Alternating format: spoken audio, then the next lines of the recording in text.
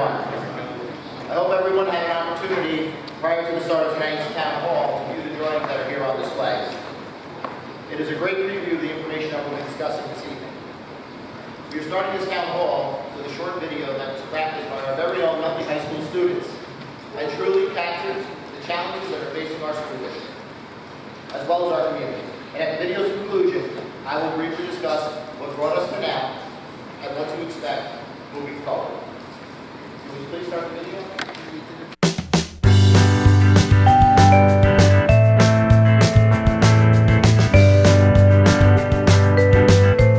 Welcome to Nutley. I am Mayor Joseph Scarpelli, and I'm proud to say that I have lived in Nutley for over 58 years.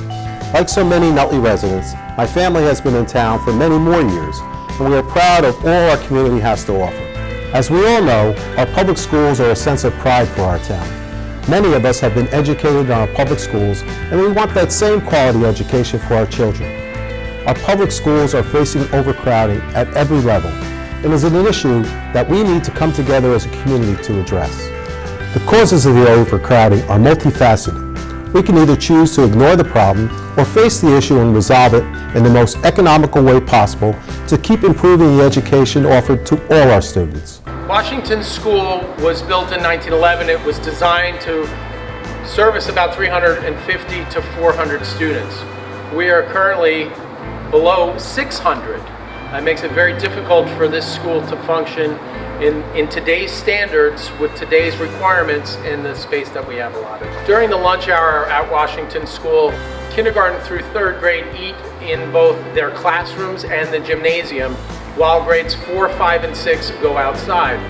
And then they switch. The pull-down tables in the gymnasium, students are sitting very tight and close together just to fit in.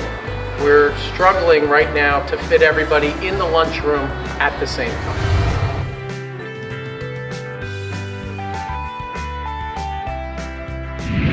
Here at Yannico, we'll have, with the referendum, extra additional classrooms. So we're looking at 6 classrooms to add. So we'll be able to remove the trailers with the hopes of having those classrooms full. We will also have a multi-purpose room, which will be the new gymnasium in the area right now where the K-3 playground is. That will also open up space for our cafeteria, which is our current gymnasium, which will allow our students to have 30-minute lunches now as opposed to 3 rotations of 20-minute lunches, so that they're not rushing in and out of the cafeteria. We are packed right now.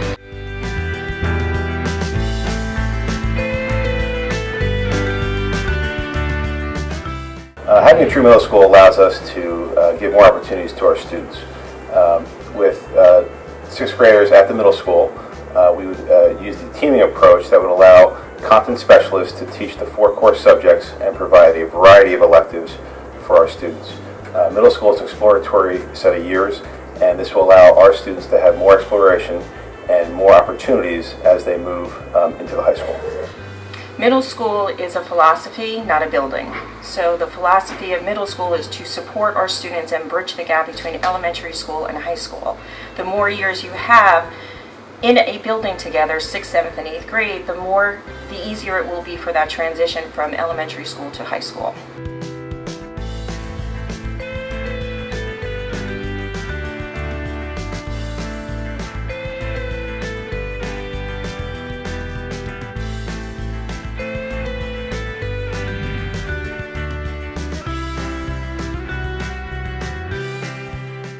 As we are kind of changing curriculum and changing programs and getting more into 21st century learning techniques and best practices, one of the major driving movements in the high-performing districts is to have these spaces where students can create a variety of items. It could be technology-based, it could be in a creative fashion. Again, we don't have that. We are delimited by our space at this point. Having breakout space and maker space could be multidisciplinary, so we can fuse together multiple departments, which again, in best practice districts, you have staff working in the best interest of student learning, providing more unique opportunities for learners to create and do within the school day, which at this point we really don't have.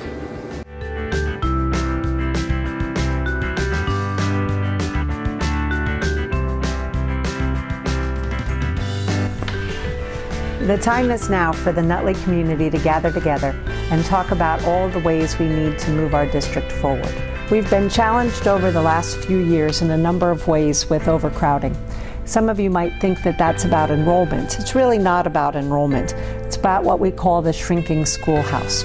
Over the last period of years in the district and due to state mandates, we've been required to reallocate the space in the school buildings and use that space in many different ways.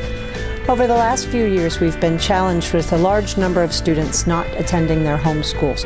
We had over 130 requests for variances, meaning students not attending their home school for a wide variety of reasons this past school year.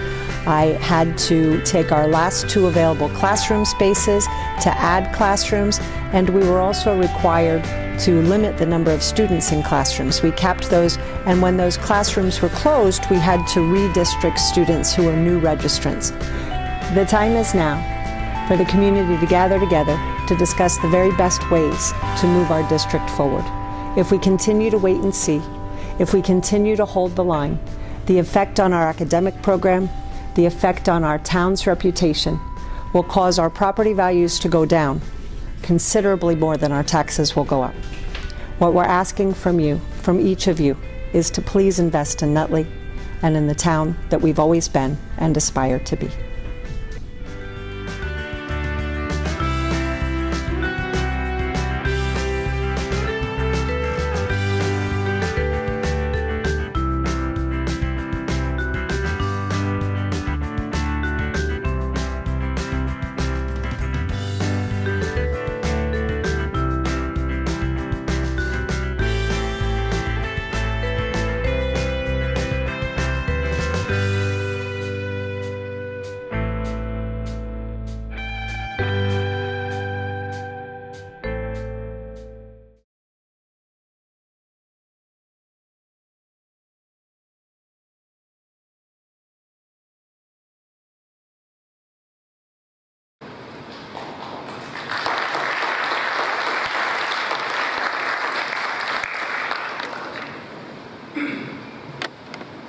Thank you, Mr. Kelly, and his students, Grace Pula, Chamberlain Iverson, Mackenzie Morosky, and Jake Lamondazzi.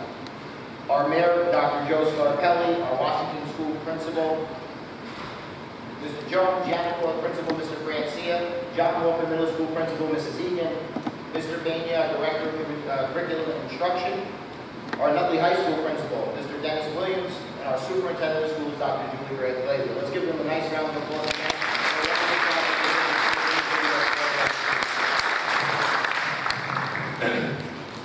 So let's talk about what brought us to now. Over the past several years, the Nutley Board of Education has spent countless hours understanding the challenges facing the school district. The challenges, as many of you have already heard over the past year, have stemmed from state mandates within the Department of Education, the introduction of our autism program, our conversion to full-day kindergarten, real estate development within the community, as well as generational turnover of single-family homes. For almost a decade, as each year passed, we continued to create new spaces in our schools, taking over closets, providing instruction in hallways, adding temporary trailers at Yanakaw, and more recently at Washington, as our space needs increased.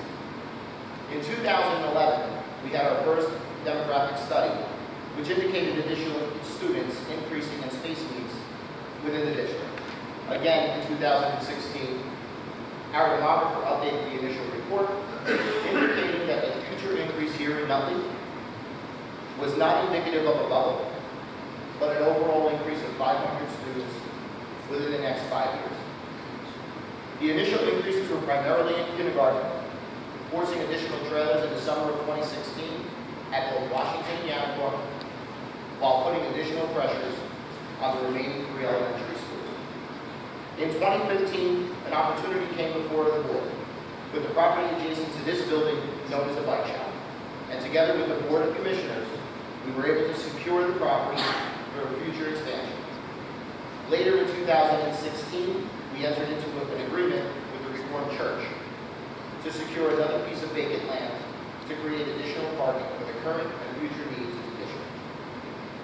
Our goal since early this year has been to deliver an open and transparent message to the public. Our original timeline for this referendum was tentative for this September 2017 as a special ballot, and although that would come to the cost of the taxpayers, we worked in reverse with our timeline to ensure efficient construction when our children were not in our buildings and having construction complete for the beginning of school in September of 2020.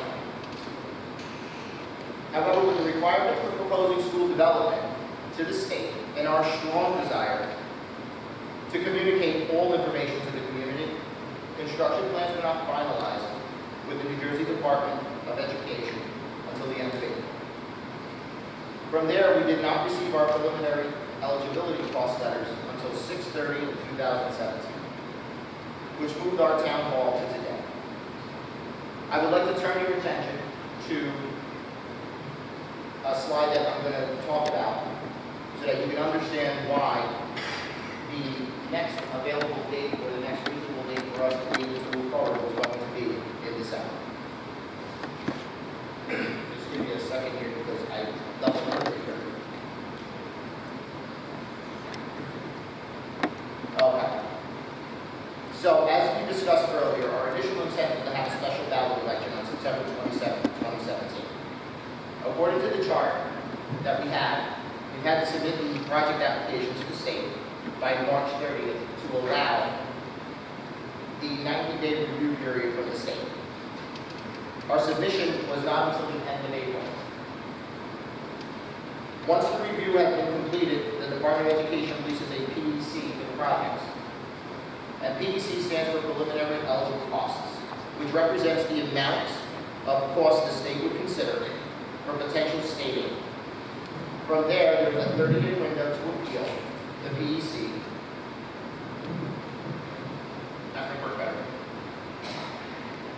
If there's no action taken after the 30 days, the PEC becomes final.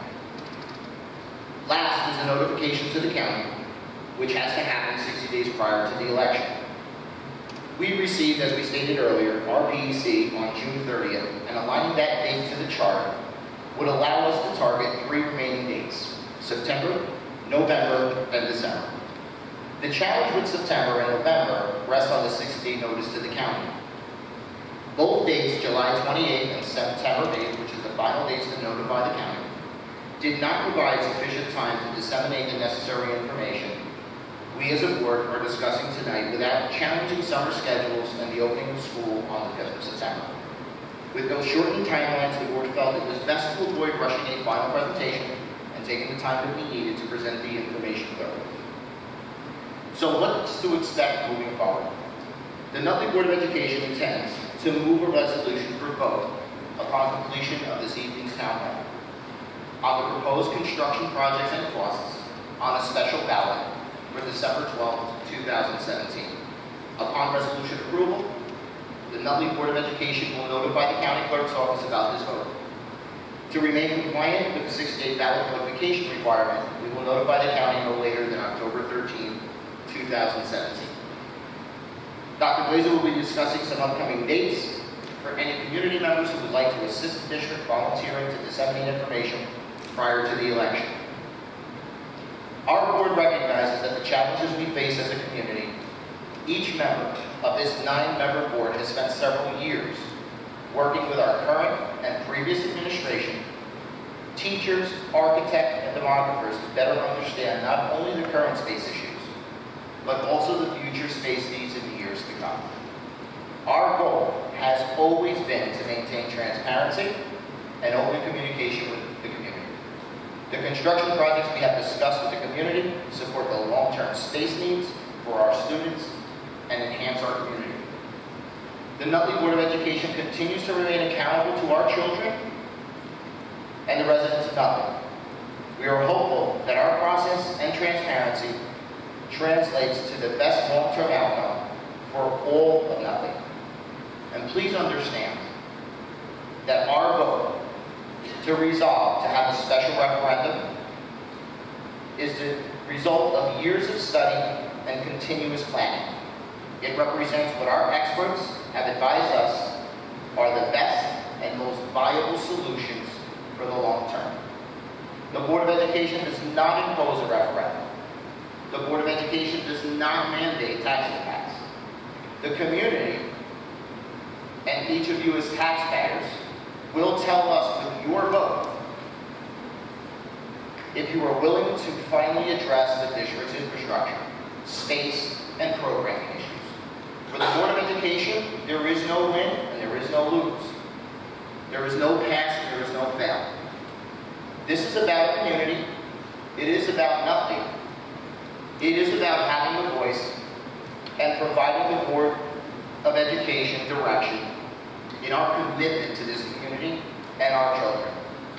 And as a board, we are confident that by presenting these solutions and asking for your direction, we are doing our very best to provide an exceptional education to all of our current and future Nutley students. And looking at the crowd in front of me here in the first row, I probably used up all of my time. So I'm going to bring up our Superintendent of Schools, Dr. Julie Glazer, and she will move forward with our presentation. Thank you.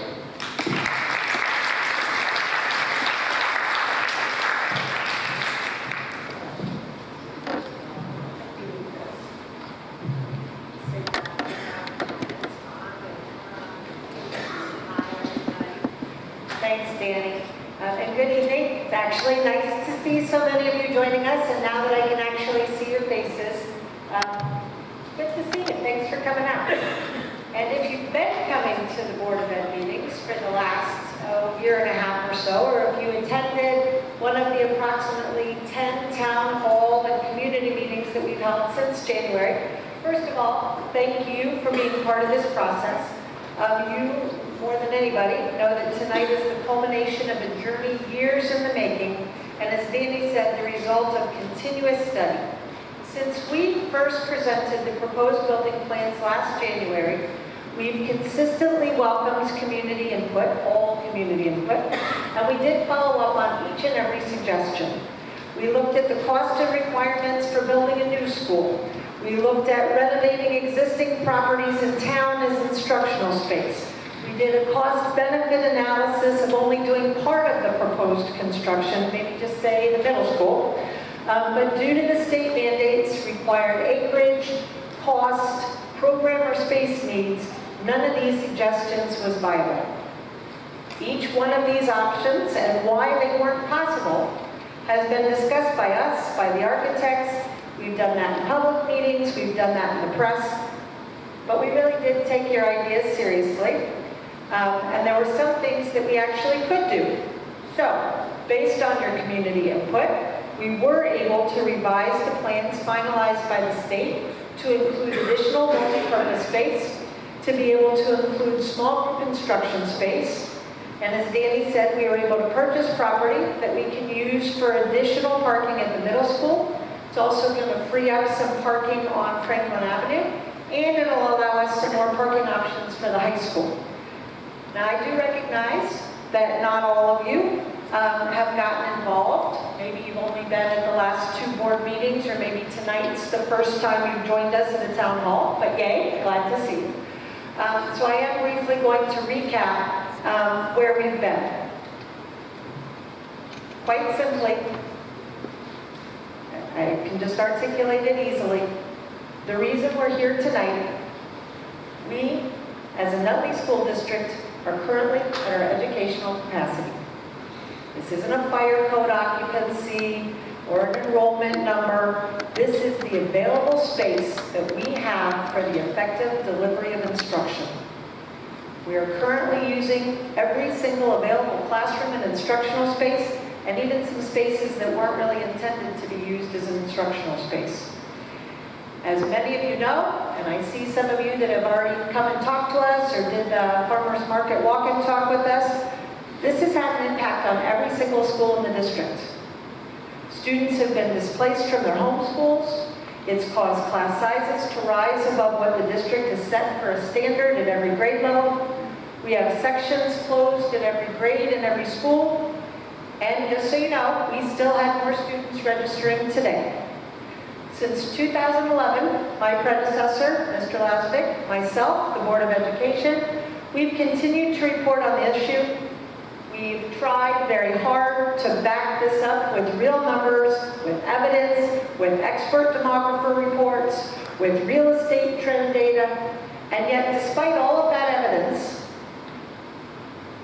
we still keep hearing, well, you've got static enrollment. You shouldn't have any problems. Well, as I reported at the last Board of Education meeting, that enrollment was up 30 students in grade K to 12 over the same time last year. Now, a month later at this board, 3 weeks later at this board meeting, it's over 50 students.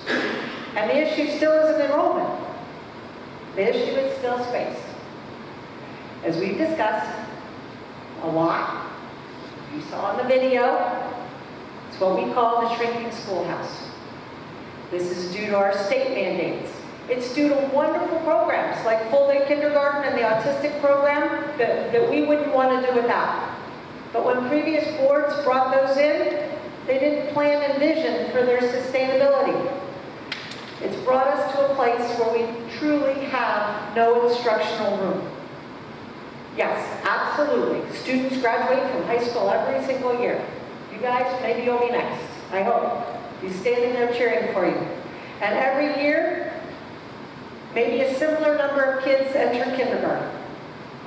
And in the middle, those numbers are pretty volatile at every grade level. And I'm going to say it again, not in classrooms. People say to me all the time, and I have teachers here tonight, so by all means, jump in and say what you mean. Does it matter if there's 25 or 26 or 28 or 30 kids in a classroom?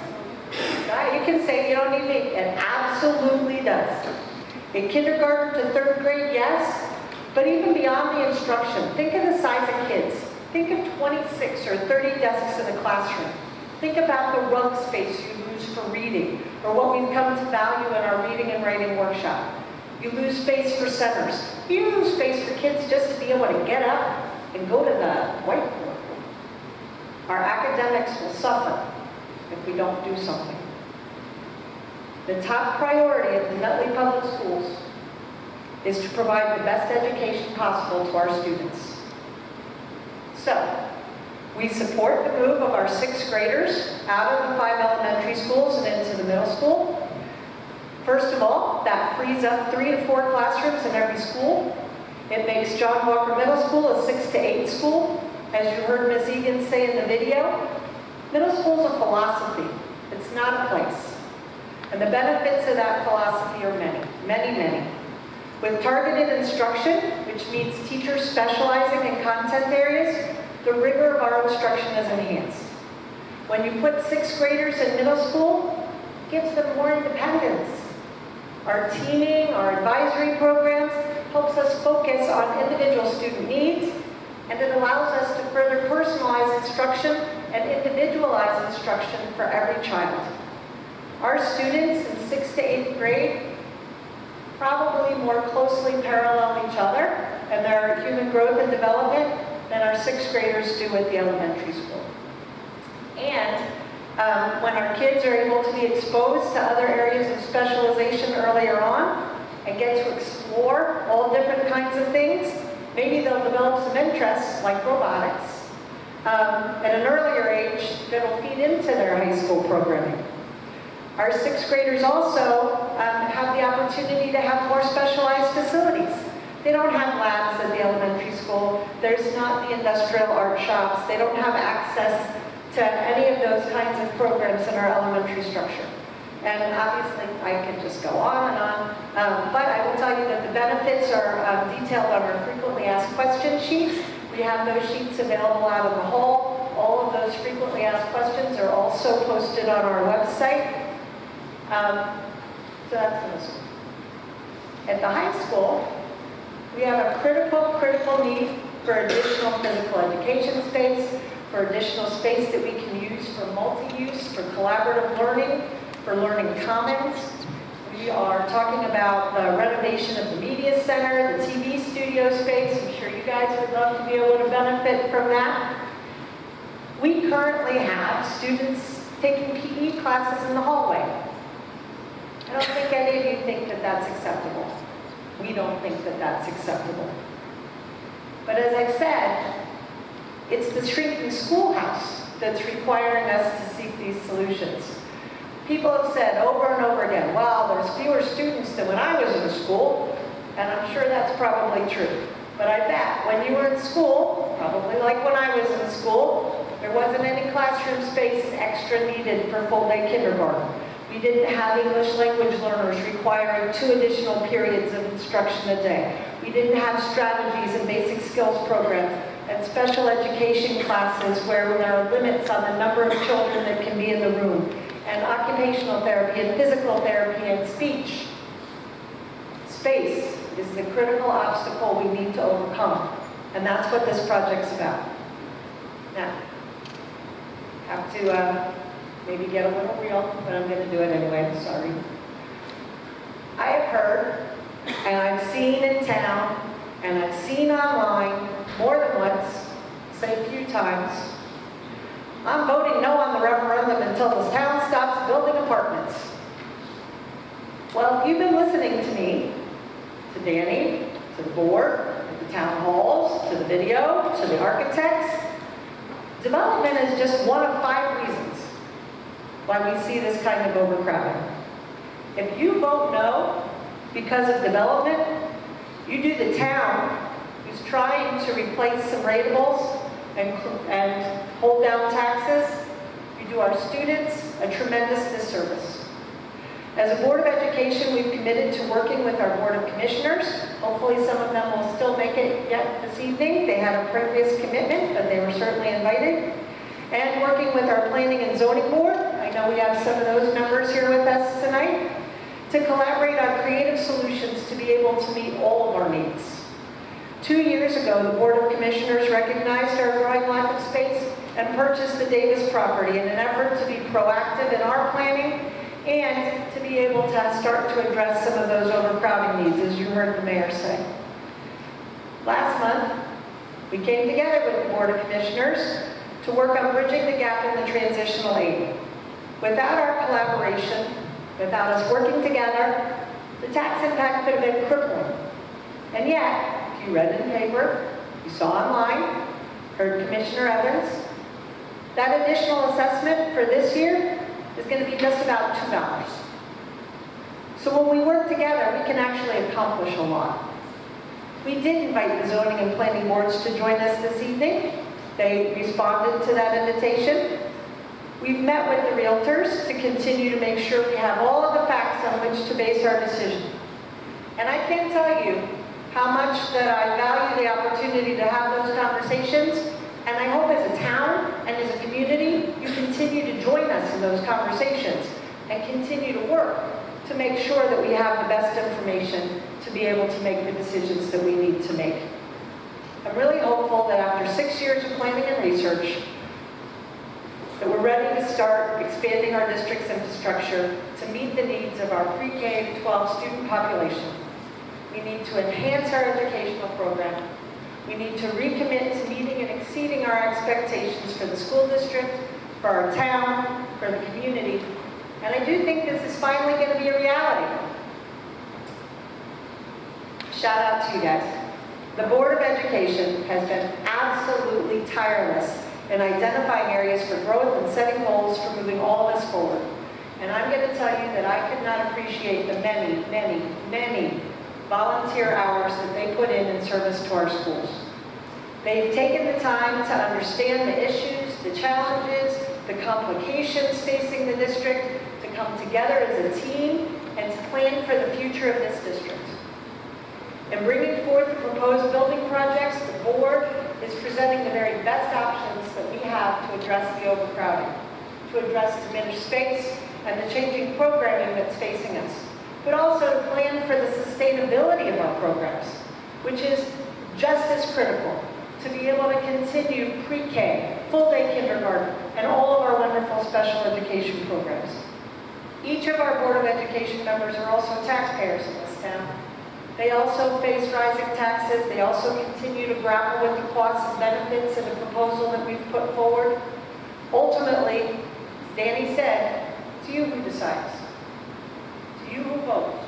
It's the community that makes the decision. And only you can make the decision to address the needs of this district and the children of our district.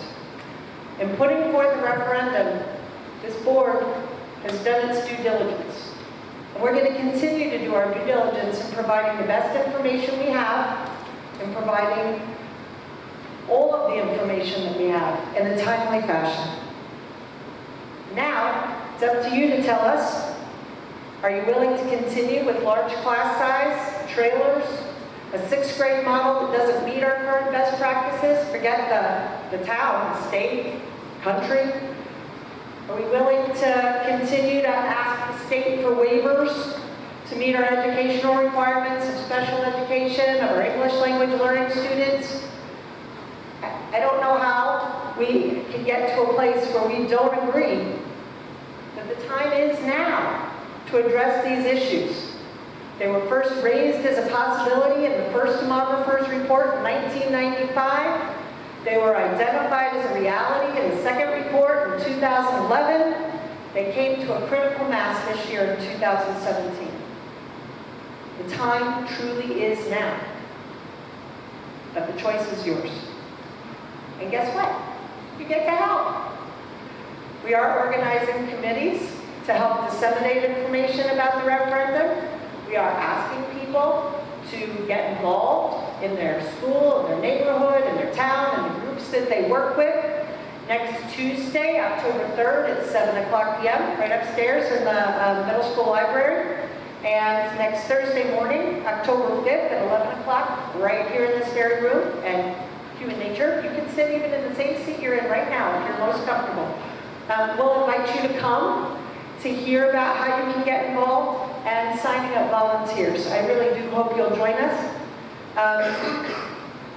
It's important for everybody to understand what we're asking. And we're asking a lot, and we know that. So the first piece of information that's important for you to understand is our actual referendum question. What we're asking you to go to the polls and vote about. And to explain that, it's not going to be me this time.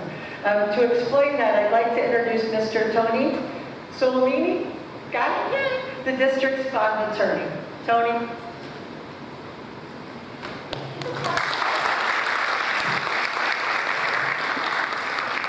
Good evening. I know it's kind of counterintuitive to clap for an attorney, but I appreciate the polite applause.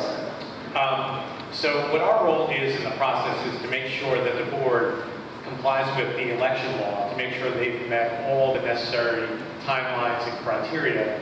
And then once your architect submits your project applications, it's our job to write the ballot question. As you'll see from the ballot question that will be up on the screen, the question is quite wordy, and that's just a mechanism of statute and regulatory requirement of what's required to be in the actual ballot question.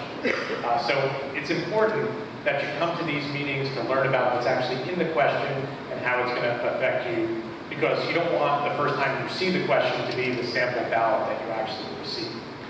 And lastly, our role will be, assuming that you have a positive referendum result, will be to assist with the sale of the municipal securities that will ultimately finance the project. I'm going to give you a brief overview of the question. And I'm going to answer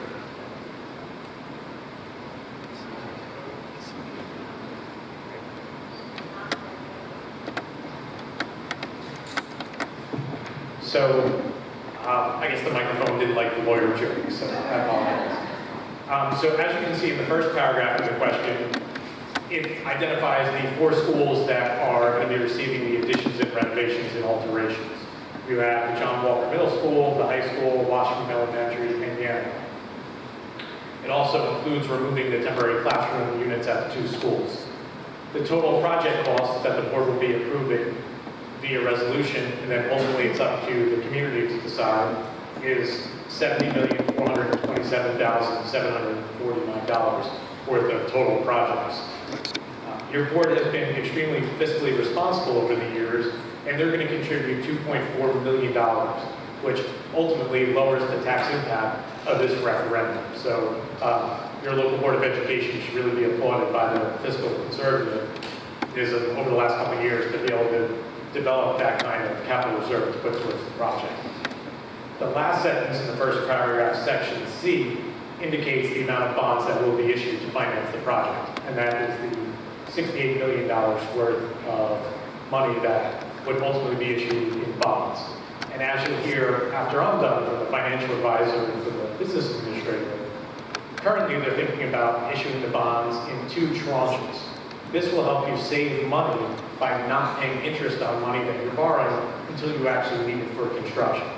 So your board and your administration and your financial professionals are being proactive and really planning out the process, not only from the election standpoint, but also how are we going to finance this in the best way possible moving forward. The second paragraph is basically a requirement via statute and via regulations that in these approval letters that the board received, there's an item that's indicated final eligible cost. And that's the amount of money that the State Department of Education bases your financial assistance on. So the board is required to disclose how much of the project was eligible for state support and how much of it was ineligible for state support. So the first sentence, the final eligible cost approved by the commissioners are $23.3 million was eligible to receive aid, and it breaks it down by school. And the second sentence talks about the amount of debt service aid. When your financial advisor and business administrator, they're going to show you how these projects being eligible for 40% debt service aid help you pay for that over the life of the bonds. So you're going to issue and sell bonds to pay for this project, and each year the board's going to have a principal and interest payment, and a portion of that is going to get reimbursed from the state. So that's the good news here, is that the residents of Nutley are not footing the whole bill, that a portion of that will come back from state assistance from the state. The next sentence talks about the ineligible costs. Here you have $3.3 million worth of ineligible costs. And the reason that is, the state has a formula that determines the amount of square feet that you're allowed to build. A couple of your renovations, a couple of square feet are quote-unquote ineligible for aid. And as you can see, that's a very small percentage of your overall project. Only $3.3 million is ineligible for aid based on that. So your architect has done a great job of working with the state and working with the board to try to maximize those dollars that you will get back. And the last sentence talks about how the board is allowed to transfer funds between the projects. And the reason why that language is in there is because your architect submits basic schematics to the Department of Ed for approval. When you bid those projects, as we all know, if any of us have ever done a home improvement project, our countertop might be a little bit more expensive, but our cabinets might be a little cheaper. We want to have the ability to be able to use those funds from one project to another, and this question authorizes you to do it. Just as if you were going to do your own home improvement project, you need some flexibility in that, because the board is only basing this on schematic that the architect is putting together now, but you're not going to do construction for quite some time. So we need some flexibility, and this question gives you the most flexibility under the law. I'm going to be around later to answer any questions if anybody has any questions, but I just thought it was very important for you guys to see the question, to see why it's wordy, and to see where the board is coming from. It's not that they're trying to provide as much information as possible. And if you get in the voting booth and you're upset at the question, just think of me, because I'm the one that wrote it, so I apologize ahead of time. I'm going to turn it over now to your business administrator and your financial advisor to go over the actual tax impact analysis.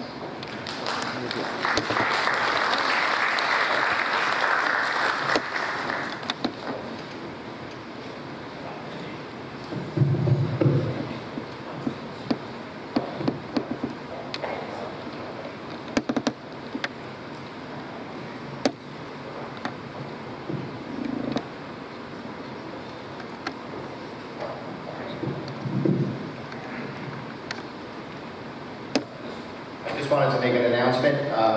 We actually do have one commissioner here that did make it to the event this evening, and I just wanted to thank Commissioner Evans for attending. I know it's been a difficult day for everyone else to be here, because there were other things going on in town, but I do appreciate having representation from the Board of Commissioners, and I thank you for that.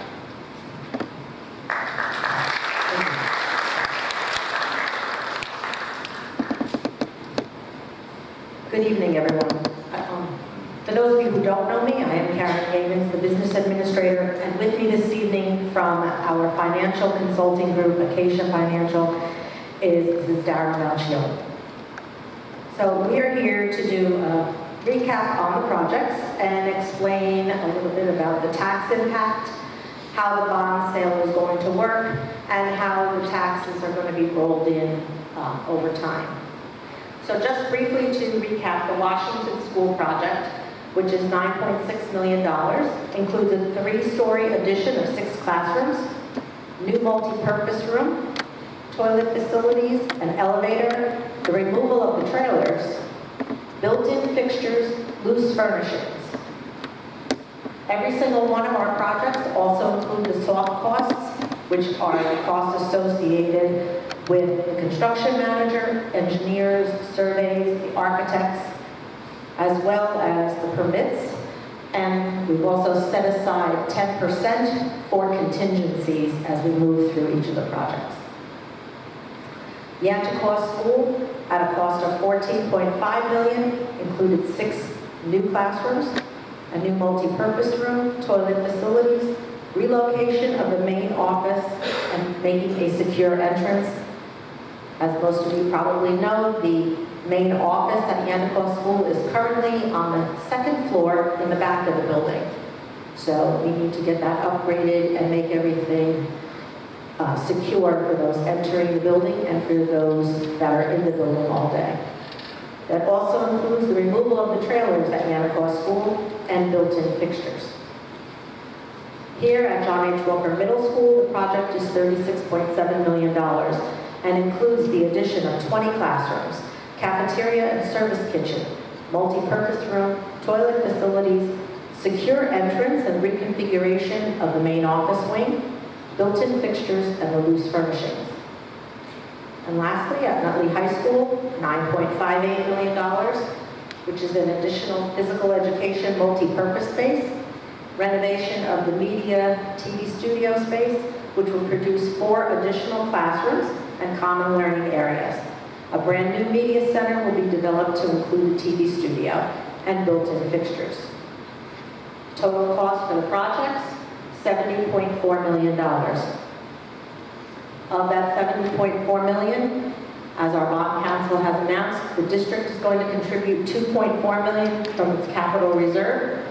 And it has been my privilege to work with this Board of Education to build up those capital reserve funds over the last 8 years so that we do have funds available to help to minimize the overall cost to the taxpayers. So we only need to bond for $68 million. Total estimated bonding amount, again, is $68,027,749. Of that, we are expecting debt service aid from the state of 13.75%. When you subtract that debt service aid from the bonding amount, the local taxpayer bond total actually will come down to $58,671,411. We're proposing to sell the bonds in 2 issues. The life of each bond repayment will be 25 years.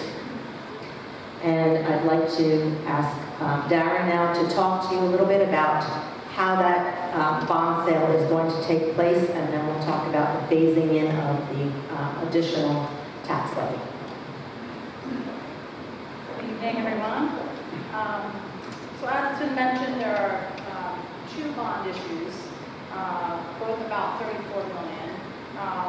And we're maturing in 25 years and have to phase in the tax impact. They're structured with level debt service, again, in an effort to keep the tax impact manageable so there's no peaks or dips in your tax impact to keep it low. The interest rate assumptions that we use are preliminary in this, and obviously will change based on current market conditions when we go to issue the bonds. But we use very conservative interest rates with quite a bit of cushion in there, considering there is volatility in the market. And because because if we're planning to issue the bonds sometime in March of this year, the second bond issue probably wouldn't be issued until December. So we don't know what the market will be at that time.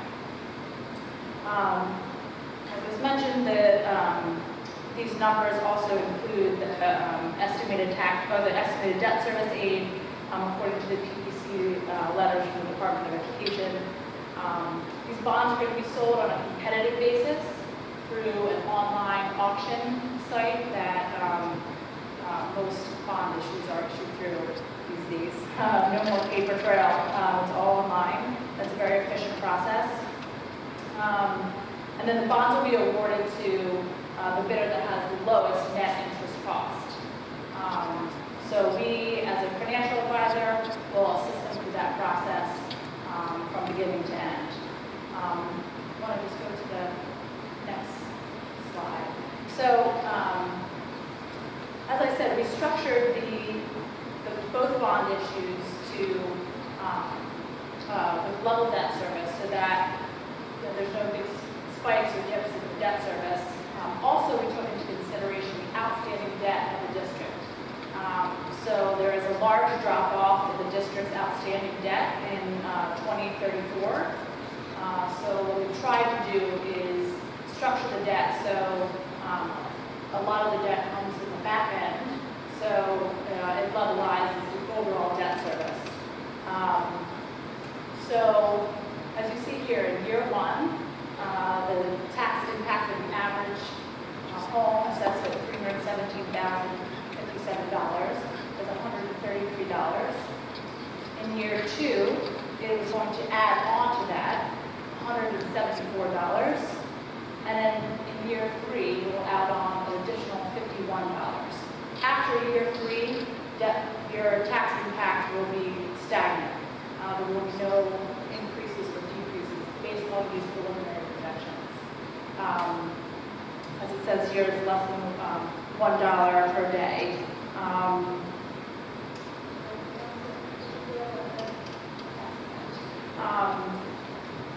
Okay, I guess we'll pass it along to. Sure. Yes.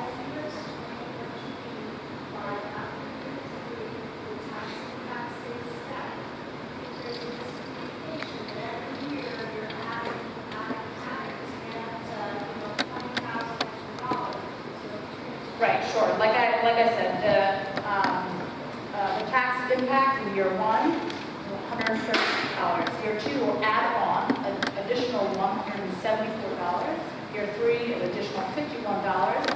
And then, according to these projections, debt service projections, there will be no additional tax impact after year three. For 25 years. From year three to year. Yes. Yes.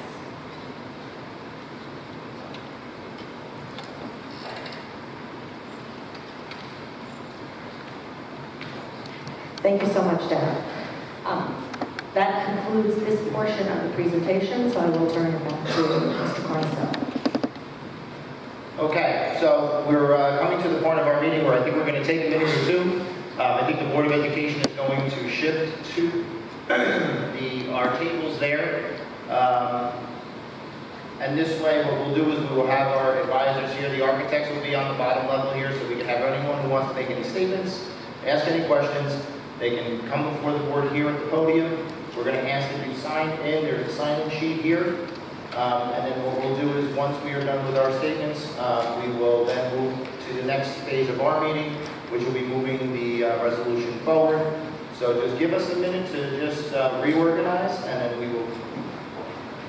Yes, and I'm going to have to introduce the public comment portion, and so we're going to need names. Thank you.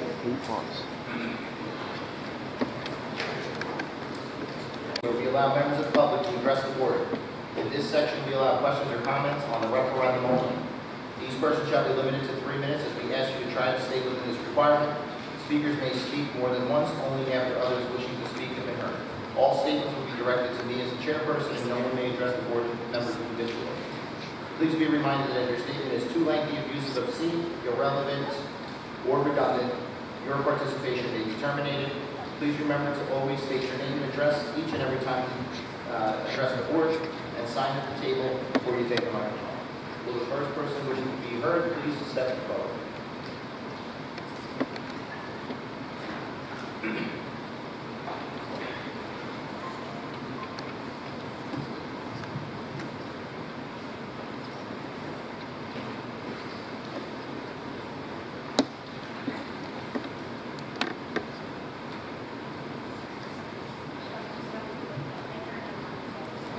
Good evening. I'm Michelle Crispitello, the president of the Education Association of Nutley. I commend this board for acknowledging the need for this referendum. We are teaching differently than we have ever taught due to state mandates and the adoption of the workshop model in language arts, more group-based activities in math, and the Ferris cycle in science. Everything is more hands-on and requires movement in the classroom. This is very difficult to do with large class sizes. In my 30-plus years of teaching in Nutley, I have never had a class of 23 first graders as I do this year. We have 5th and 6th grade classes that are reaching 25 and 26 children. It is nearly impossible to do what we need to do without smaller class sizes. We truly need to address the overcrowding in our schools and our classrooms. On behalf of the students and staff of this district, I thank you for recognizing this need and for trying to improve our district. Thank you.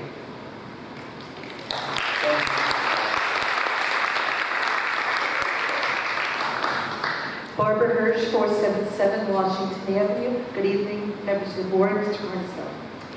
I would like to address the board tonight from 3 perspectives. The first perspective as an adjunct instructor and community liaison at Bloomfield College. We are constantly doing research on education at my college and the other colleges and universities in the area. Class size is paramount to good education.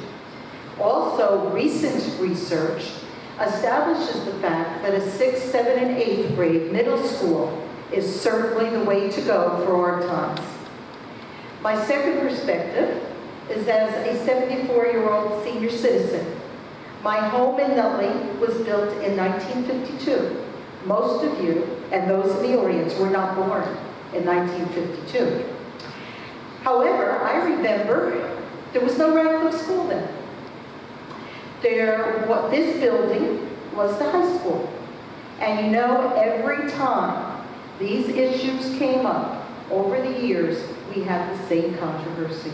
But aren't we fortunate that we took the bull by the horns in those years, and hopefully we will continue to do that. And my last perspective is as a taxpayer on a fixed income. We have a unique community. We are so fortunate. As liaison to the school districts in this area from Bloomfield College, I get to visit many communities. Let me tell you, we are blessed. I can never picture myself leaving Nutley. I've lived here all my life. Yes, I probably will die here, hopefully not too soon. But we need to come together as a community right now to keep our property values high, but most importantly, to do the very best for our students. Thank you very much.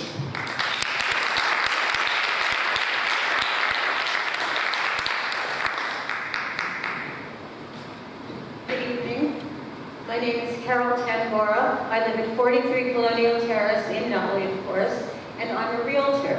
And it's from that perspective that I wish to address everyone this evening. When people look for a town, the very first question they want to know is, what are the schools like?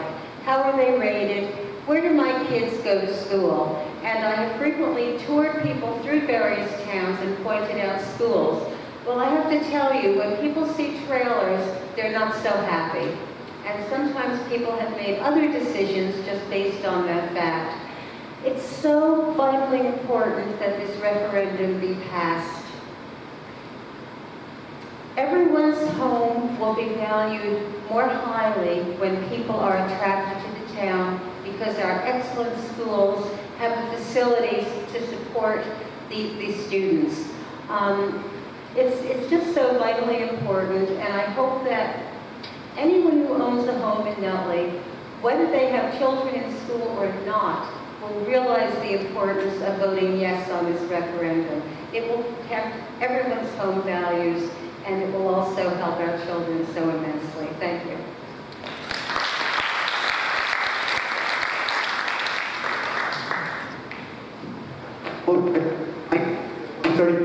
Michael Udrea, 133 High Street. After watching this presentation and hearing about the projections and the uncertainty of them, it makes me even more stronger to be against this referendum. But more importantly than that, I find it disturbing that we're going to have this referendum vote on December 12th. We should have this referendum vote to keep it fair for all the homeowners and renters in this town to vote on election day. Because when you have this vote, so important and crucial to us homeowners that affects us economically through our property taxes, when you have it on December 12th, it's as though you are truly trying to suppress the vote. Even John V. Kelly foretold this at a couple of board meetings before, town hall meetings about this.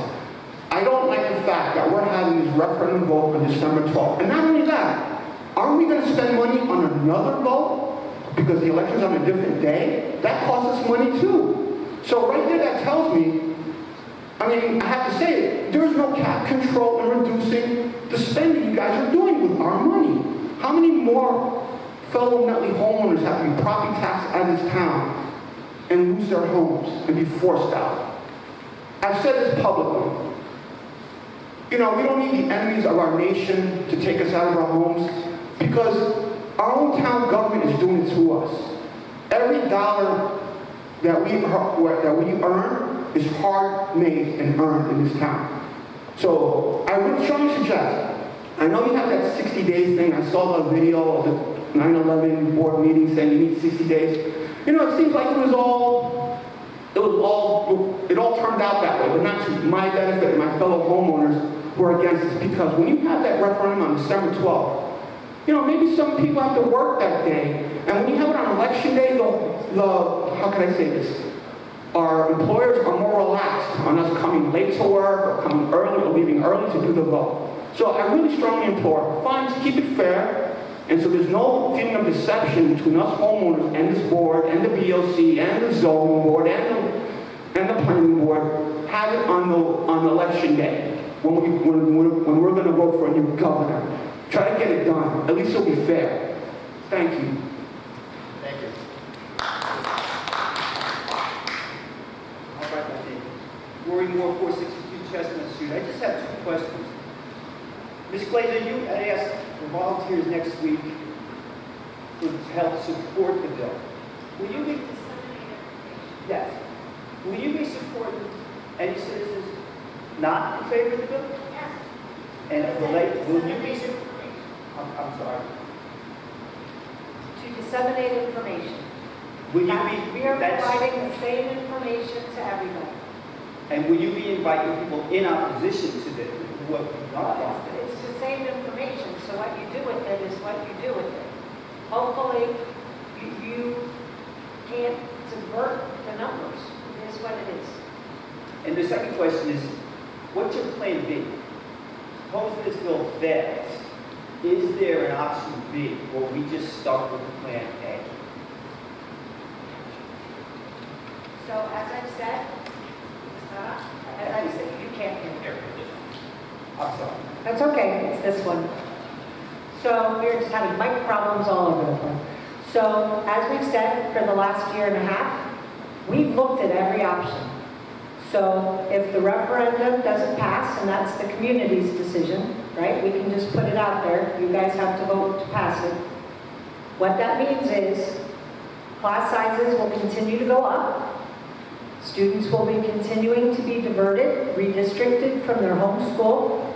By 2021, we do need to add additional trailers. We do not have any more classroom space now, and according to the demographer's projection, by 2021, we will be beyond 30-some kids in class in every single class and every single grade level. It means that we are unable to continue the kind of education that we would hope for our students with rigor in a middle school model, in a combined 6 to 8 program. It means that the things that we would hope for our high school students, to make them competitive, to be able to not just compete with our neighboring districts, but in a global society, can't happen. There's not collaborative learning space. There's, again, classrooms happening in the hallways. So Plan B is business as usual. And that choice is the community's.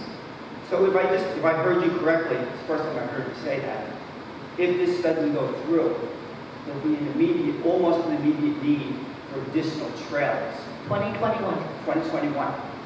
So do I might understand that an education in a trailer will be significantly different than in a building? Is that what you suggest? So what I'm telling you is, number one, as you heard from Ms. Tangora, number one, your trailers are disconnected from the school building. So your students that are in trailers miss out on some of those opportunities, and as our 6th grade parents know of their children at Yannicka in Washington, they travel in and out. It is not self-contained, as nice and new and pretty as they are. It also doesn't look very good on your streets to have trailers, because the only place we have them, I think you know in Nutley we're fairly landlocked, we purchase trailers that you can stack on top of each other. So at Washington, what would happen is the existing trailers would be stacked one on top of another, and additional trailers would be added in the space where the trailers currently exist. Thank you.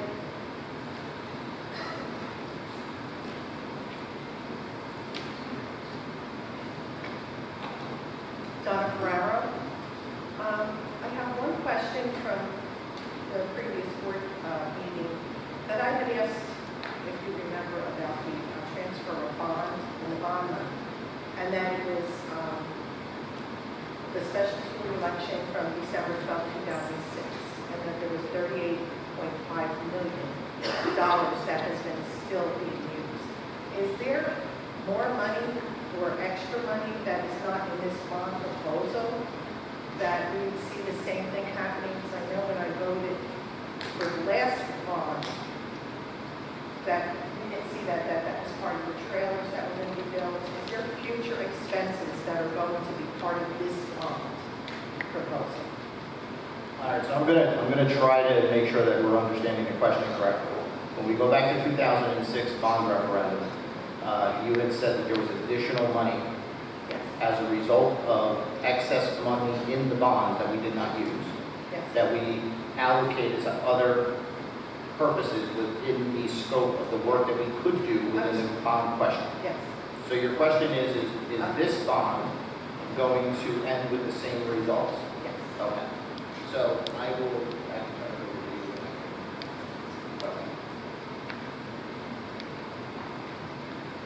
I would just like to clarify that the 2006 bond, the entire bond was $38.5 million. That was not anywhere near the remaining funds that we currently been spending on the rest of the security measures. So, and the funds that we are expending now came as a result of bringing in a new architect and a new construction management firm that revised some of the plans so that we made sure that the funds that were continuing to be expended did not go over budget. So that was, and security was part of that original $38.5 million. So it's not, that was the total referendum. That was not $38.5 million of additional funds that we've been spending in the last 2 or 3 years. So really my question I was gonna actually answer the second part of that. Okay. So let's try to look at it this way. If we had the same outcome at 2006 as we did now, where there was excess funds, is that potential there? I guess it could be, because we did account for a 10% contingencies on the bill, as well as a 3.5% cost for management fees. So there is a possibility that there would be excess funds if everything moved flawlessly. We put this number out there because in order for us to be responsible in a place where we're not going to exceed the amount of money we're required to need to build, we have to make sure that those contingencies in place. So in answer to your question, and I hope that it answers it correctly, there is a possibility that there could be additional funds left over, but until we get through the actual build process, we won't be able to pinpoint what those numbers are if there is going to be anything else. Okay, that's good understanding. I just wanted to clarify it. Sure. So I do have a couple of other questions. I am an educator, so I do understand about crowded space. I'm in a classroom with two other teachers. So trying to teach English language arts, yes, very difficult with a lot of noise going on. So in my district, though, we had our referendum passed quite a few years ago. And I just wanted to know if in each of those new buildings, are they going to have their own furnaces? Their own furnace, their own heating system. In each of, like, what you're going to add on to Washington School, what you're going to add on to Yanako School, are they going to have their own heating system? I'm disappointed they don't have the air conditioning, seeing that tonight, but are they going to have their own heating system? Because you cannot work another building off of a heating system. We have people that are freezing in our new buildings because they're working off the old system. We're gonna defer that over to the architects so you can give that information.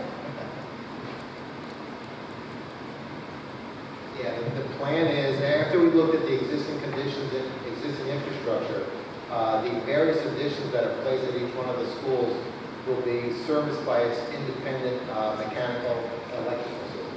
We did not want to draw off of the existing, as an example, in Amplify, things like that, we would have its own rooftop. There are some boilers and things that were used to heat, but the ventilation will have a separate system.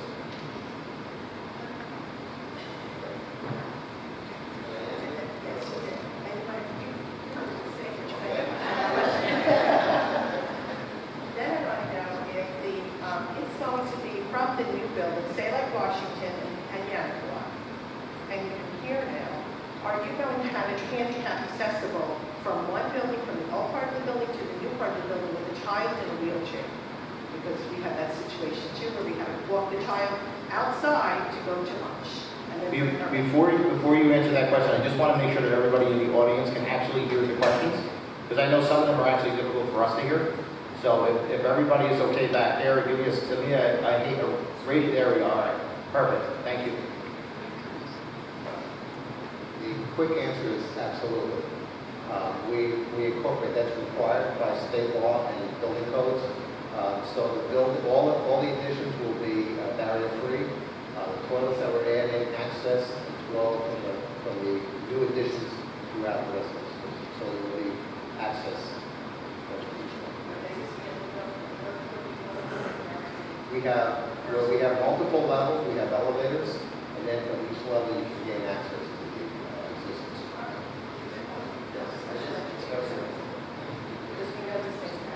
And then just the last question.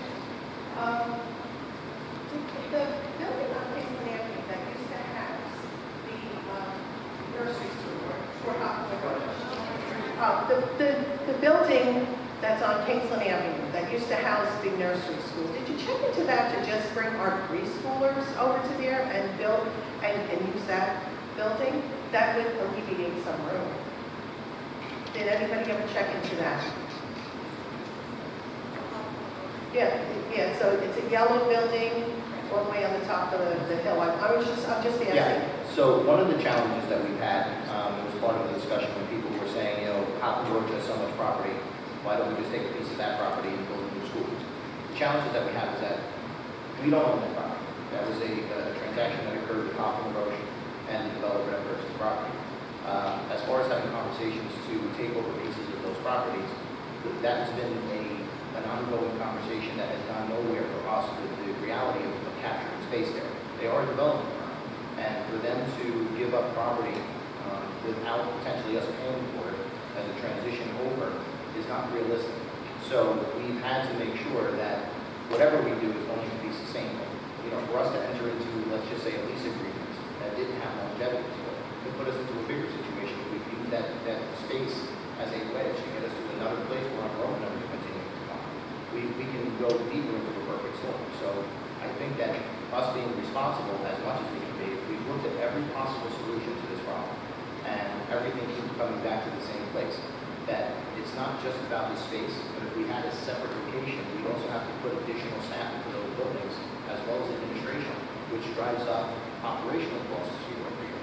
So the challenges that we have and what we've designed is really with the advisors that we've put together is really giving us the direction we need. that really becomes the most efficient way to set the right foundation for what we believe is going to be the best outcome for them.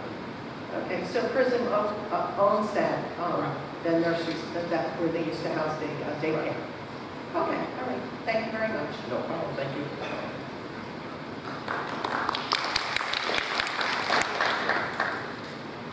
Anyone else wishing to be heard?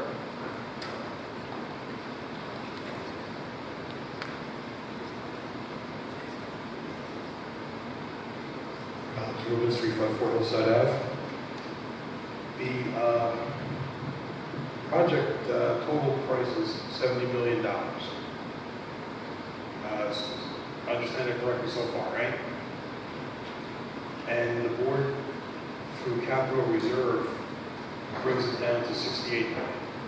And by the way, the board never had capital reserve before 2006, when the last crisis that the district went through, when the ceilings came down the attic. They had to scramble to get money to put that together, and from that point, they decided to put a capital reserve in to cover emergency situations like that. So hopefully the capital reserve that you're using, you replenish, like the lady back there asked.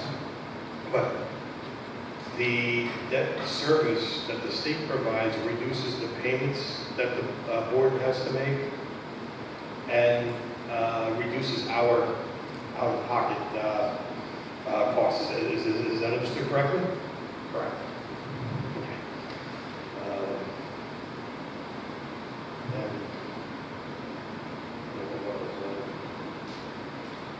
That was good. Yeah. I was going to say, you have time to do it. You want to take a minute and come back up? You absolutely have it. And if you can, just sign in. Oh, yeah, sure, I'll sign it.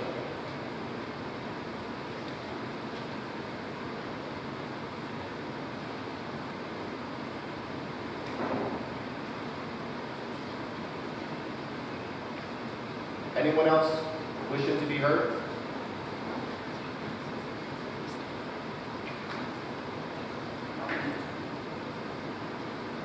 Lori Moore, 463 Chestnut Street. Ms. Glazer, just as a clarification, when you plan, if there's a plan B, you're going to default the trailers, as I understood. And your answer was, if there was trailers, there was going to be difficulties transitioning the children between trailers and the school.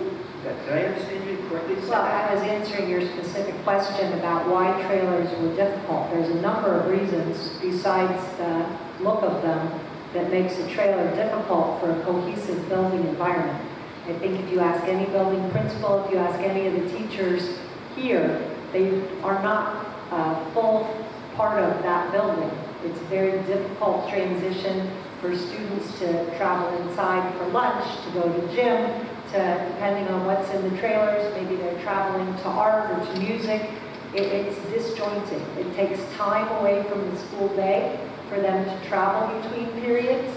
It takes time for staff to be able to take a child that needs to go to the nurse or to the office. There are a number of reasons why it's not the ideal situation, but if it's what we need to do, if the community says that's what we need to do, then we will make that work. I'm just trying to clarify. If you're going to put two buildings and create one, you're going to have a seamless transition, obviously. But your suggestion is that trailers will not provide that. Am I understanding that correctly? That if your architect is here, I mean, I'm sure he can answer the question, say, can you build with trailers a seamless transition so the children can pass through the buildings safely and in compliance with handicap rules? That's, I'm just trying to clarify. Have you gotten to visit the schools yet? Have you been to Washington, Yes, yes. So yes. you know the overhead walkways and the ramps that are built?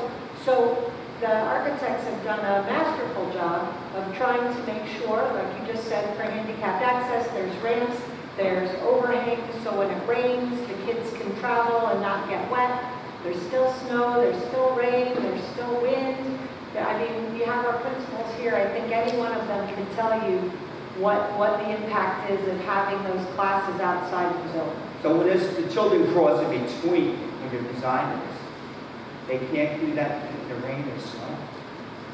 They are. Joe, Mr. DeCaro, do you want to just, Please. maybe I'm not doing a good job of articulating it. Well, we have coverings. I mean, from the trailers, you have to have covering and ADA access. So they're protected by rain and some snow. But they are disjointed from the rest of the school. And you have separation requirements. I think also you have to remember that the State Department of Education looks at trailers as temporary solutions to your overcrowded conditions. Very rarely do they just grant an approval for a trailer unless you're planning to resolve it. They are temporary trailers. Some districts have them for many years, but there are conditions. And Joe, when we got our trailers last year, the Washington and Yanapah, it was a maximum of 5 years, is that correct? Was that correct, Kennedy? Typically, they want 2, and then they give 2 and then a they give waiver. various extensions for maximum total of 5 years. That's my understanding right now. Could change.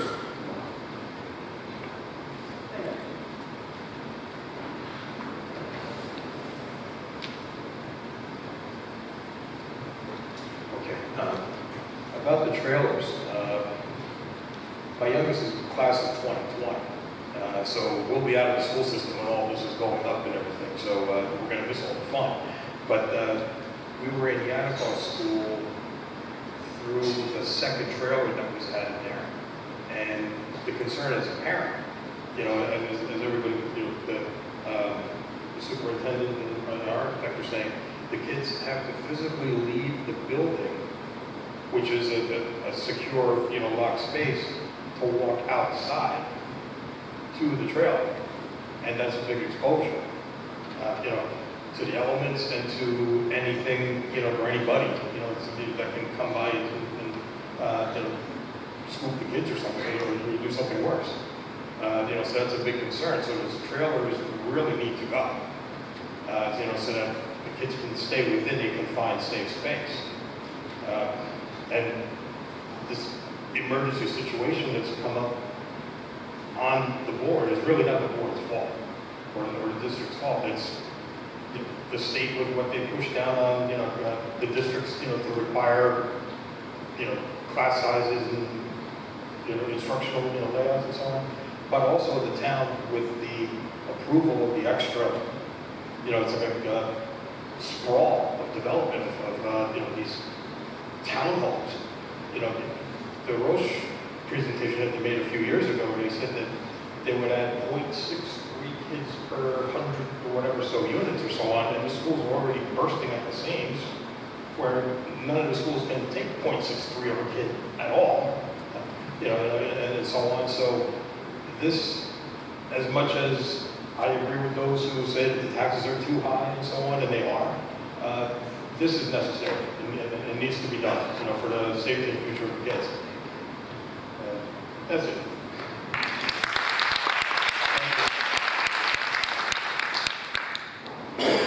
Anyone else wishing to be heard?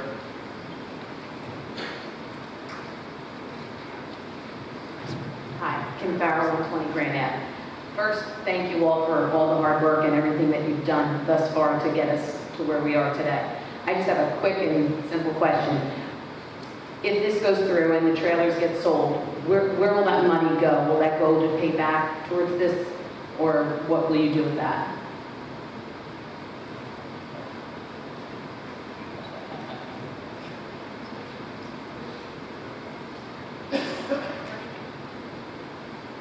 The funds would come back to the Board of Education and they would be repurposed into other facility needs that we have not been able to meet. Okay, thank you. Anyone else wishing to be heard? Seeing none, oh, we got one more.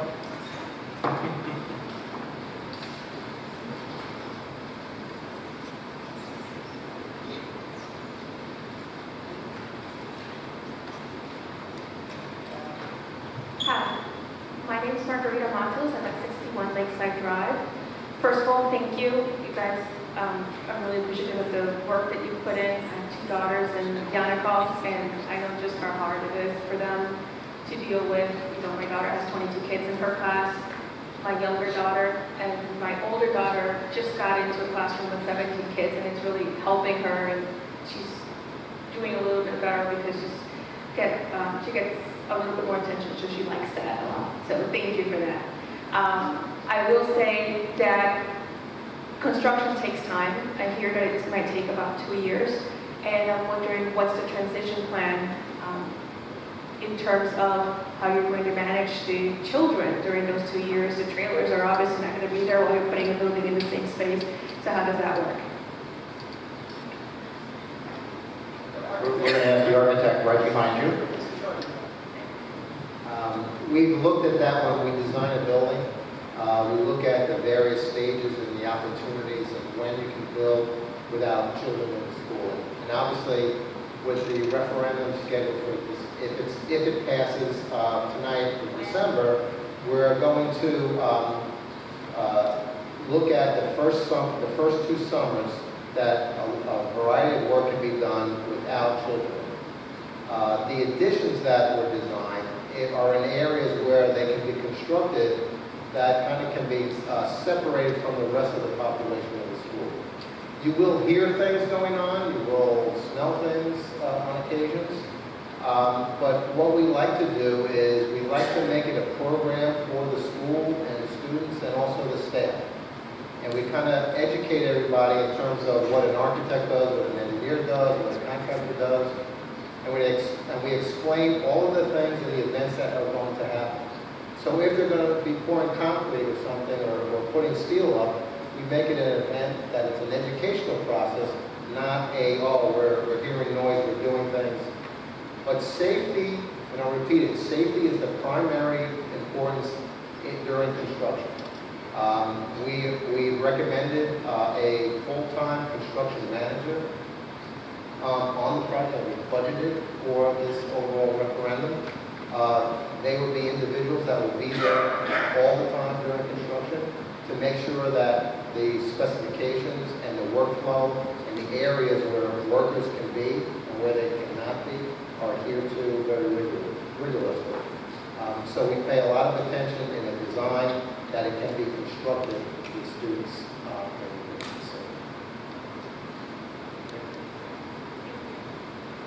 Thank you.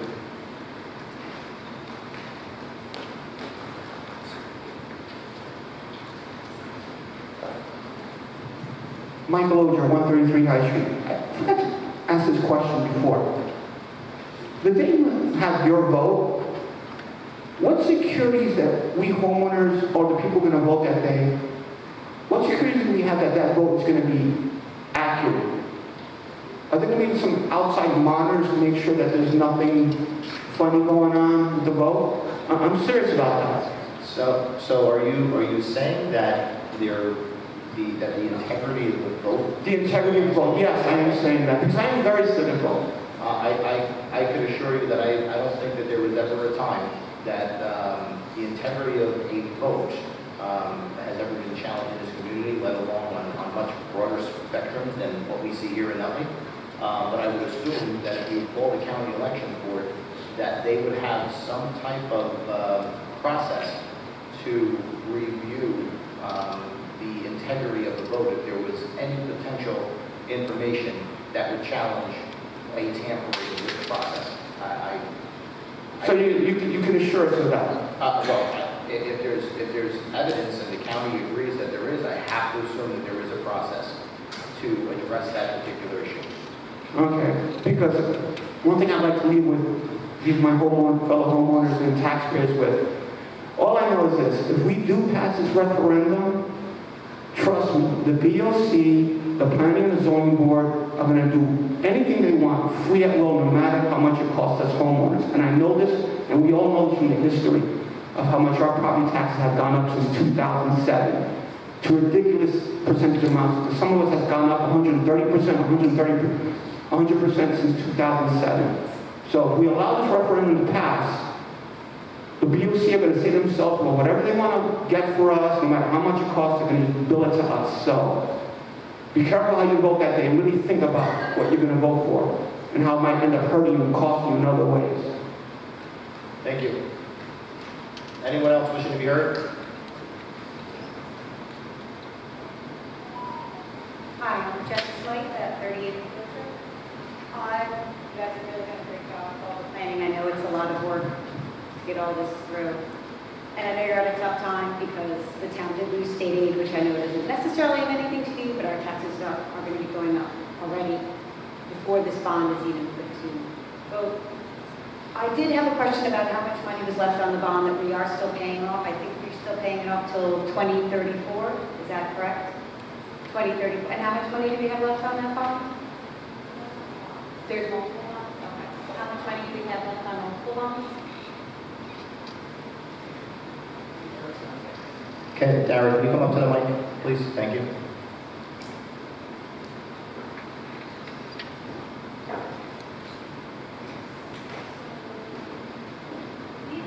Four bonds outstanding. I think the existing debt service is about $50 million. Yep, and it retires in 20. So there's multiple bond issues outstanding. The district has multiple bond issues outstanding, totaling about $50 million. Yes. $50 million. In debt service, yes. We need... Can you just make sure, take the mic off? Can you just hold the mic and speak? Only because we can't hear you here, and I'm going to listen. Okay, so there's multiple bond issues outstanding for the district, and the total debt service outstanding is about $50 million that retires in 2034. Thank you. And one other question, I just wanted to know how much the trailers were that we put up last summer. And we do own them, right, or we're buying them, they're not rented. And how much were the trailers that we put in the trailer, putting them in, getting electricity, the whole? Approximately $1 million. Okay, thank you very much.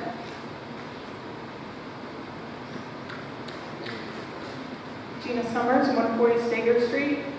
You mentioned that the bonds will be issued in different tranches, and I wanted to know, between the two tranches, are we paying the financial service firm a commitment fee on that second tranche? And then, if so, who's paying? Is that part of the 68 or 70 million, or is that coming from other funds?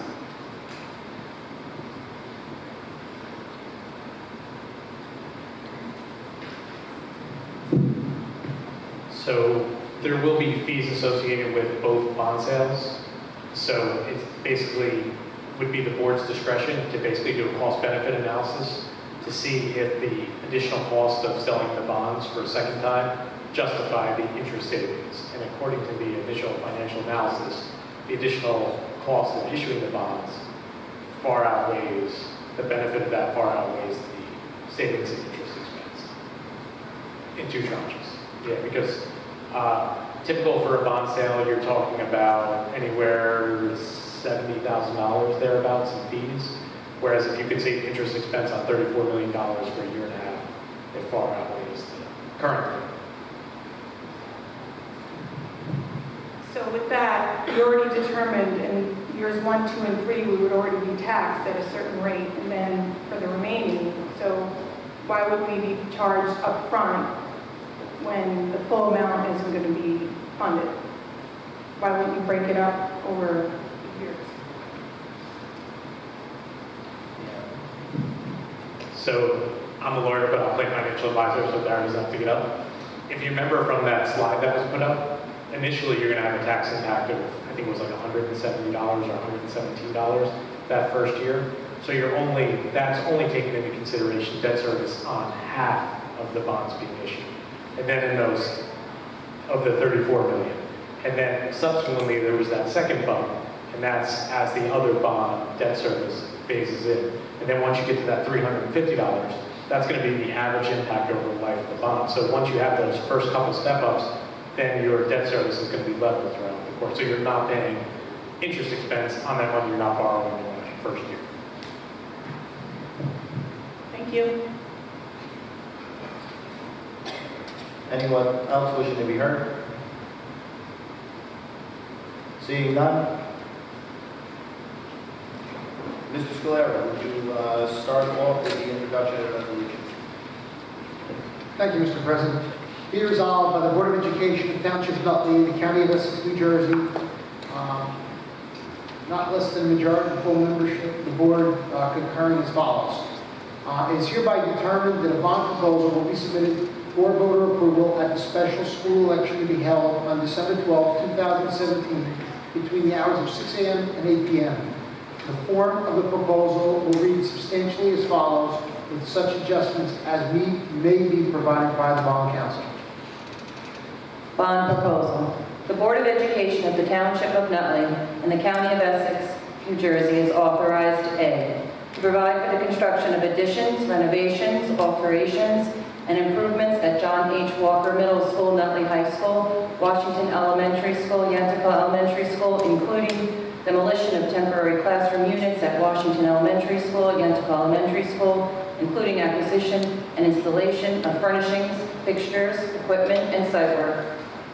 Semicolon B, to appropriate $70,427,749 for such improvements funded in part by a $2.4 million allocation from the Board of Education's Capital Reserve account, and C, to issue bonds of the school district in the principal amount of $68,027,749. The final eligible costs of the improvements approved by the Commissioner of Education are $23,390,145, consisting of $12,311,159 for John H. Walker Middle School, $5,043,150 for the Nutley High School, $3,476,152 for the Washington Elementary School, and $2,559,584 for Yantico Elementary School. The state debt service aid percentage will equal 40% of the improvements, 40% of the annual debt service due with respect to the final eligible cost of the projects.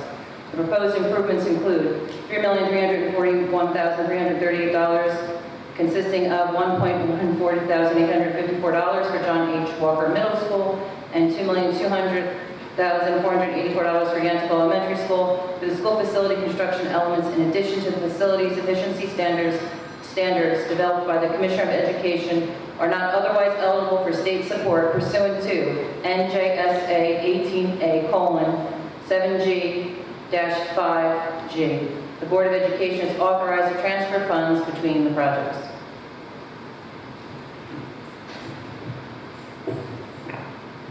The bond proposal in Section 1 is hereby approved and subject to the approval of the legal voters of the school district. Board of Education hereby determines to carry out the projects described therein, the projects. After the adoption of this resolution, the business administrator, board secretary, with the advice and assistance of bond counsel, is hereby authorized to modify the wording of the bond proposal in order to conform to the school laws.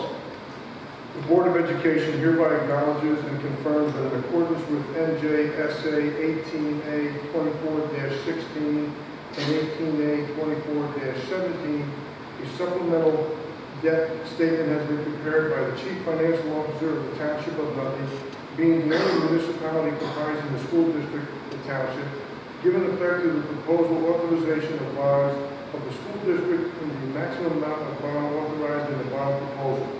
The supplemental debt statement has been filed in the office of the municipal clerk of the township and in the office of the business administrative board secretary of this Board of Education prior to the final adoption of the bond proposal, and will be filed in the office of the director of the Division of Local Government Services in the Department of Community Affairs prior to the date of the special election.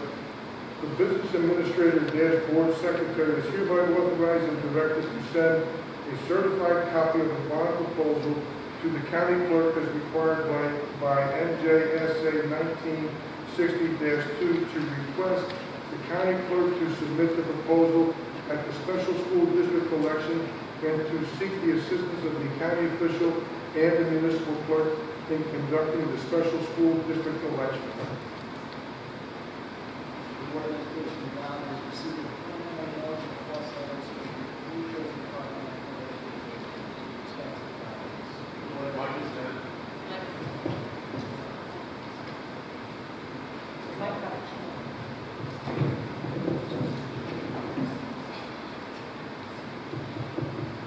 feel like I'm in 12th grade. The Board of Education acknowledges receipt of preliminary eligible cost letters from the New Jersey Department of Education, the department with respects to the projects. The Board of Education hereby elects to receive debt service aid under the Educational Facilities Construction and Financing Act, PL 2000 C-72, effective July 18, 2000, as amended. The Board of Education further determines to accept the preliminary eligible costs determined by the department as final eligible costs and not to appeal the determination of preliminary eligible costs. The Business Administrative Board Secretary is authorized, if necessary, to notify the Department of the Board of Education's election with respect to the eligible costs and the election to receive debt service aid. The educational plans and the schematic plans for the construction of the projects have heretofore been approved by this Board of Education, and such approval is hereby reconfirmed. The Board President, the Superintendent of Schools, the Business Administrative Board Secretary, the Project Architect, Bond Counsel, and other appropriate representatives of the Board representatives have heretofore been authorized, and such authorization is hereby reconfirmed to submit the educational plans, the acquisition of land, and the schematic plans for the projects, together with such other information as may be required to the Department of Education for approval, and, if necessary, make any required amendment to the long-range facilities plan in accordance with the requirements of the Act and NJAC 6A26 2.1F, 2.3C, 3.1, 3.2, 311, and 312 as applicable. The Board representatives have heretofore further been authorized and directed to submit the schematic plans and any other required information to the Planning Board and to the New Jersey Department of Environmental Protection, if necessary, for review and comment, and such authorization and direction are hereby reconfirmed. The Carroll Rubino Architects, the school district's appointed architect for the projects, the project architect has heretofore been authorized and delegated the responsibility to prepare the plans and specifications for the projects in consultation with and under the supervision of the Business Administrator, Board Secretary, who has heretofore been delegated the responsibility to work with the project architect for this purpose on behalf of the Board of Education. And such authorizations and delegations are hereby reconfirmed and ratified, all in accordance with the requirements of NJSA 18A:18A-16. The Board representatives are hereby authorized to take all steps necessary to implement this resolution. The Business Administrator, Board Secretary is authorized to act on behalf of the Board to make such determinations required of the Board for the conduct of the election.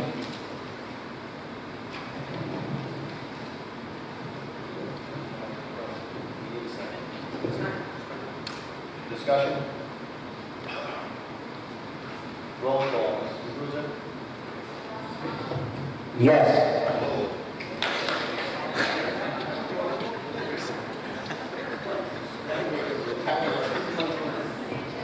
Yes. Yes. Yes. Yes. Yes. Yes. Yes.